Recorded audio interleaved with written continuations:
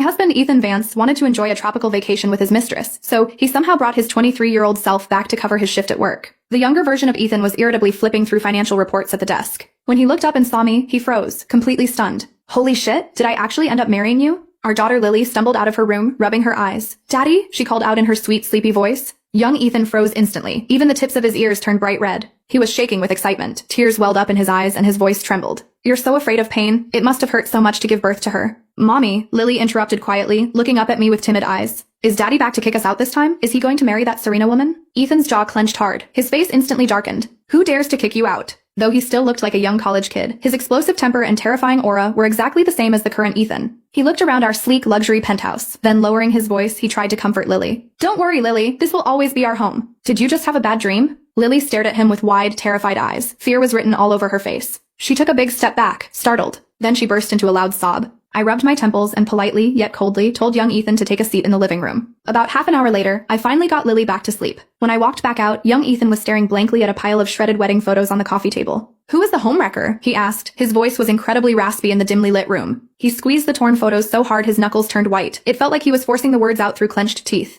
Who the hell is this Serena woman? She ruined our family, didn't she? He looked up at me, his eyes red and tearful. His voice shook. I gave you my whole life when I was 18. I couldn't even bring myself to raise my voice at you. It must be that woman's fault. Outside, the night was dark. The city lights flickered through the window. I said nothing. I just pulled out my phone. I dialed Serena's number. A few seconds later, a deep, steady male voice came through the speaker. He sounded extremely annoyed. It's the middle of the night. Why are you calling Serena? What kind of drama are you trying to start now? Hearing his future self speak, young Ethan was completely frozen in shock. His face instantly turned pale and rigid. Just as he was about to blow up and scream, I put a finger to my lips, signaling him to be quiet. I asked into the phone in a flat, emotionless voice. When are you coming home? Next month. The background sound of waves crashing on the beach, mixed with a romantic love song, sounded incredibly cozy and intimate, but the words that followed stabbed into my ears like ice. He paused, took a deep breath, and continued. Serena is pregnant. It felt like someone had suddenly wrapped a plastic bag tightly around my neck. Every breath I took sent a sharp pain through my chest. I felt like I was suffocating. It was just an accident. We forgot protection once. His tone was so casual, as if he were just talking about what to have for dinner. Serena won't affect our marriage. She promised to get an abortion.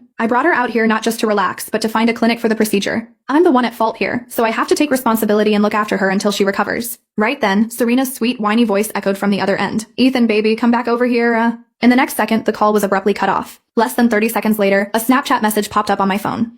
My 23-year-old self should have arrived by now. He's careless. Keep an eye on the company's business for him. The phone screen glowed coldly on the coffee table. Young Ethan stood opposite me, wrapped in a dead silence for a very long time. I blankly glanced at his chest. My name was still tattooed right over his heart. I turned around, pulled a set of divorce papers from behind a sofa cushion, and handed them to him along with a pen. Your future self refuses to sign. Do it for him, will you?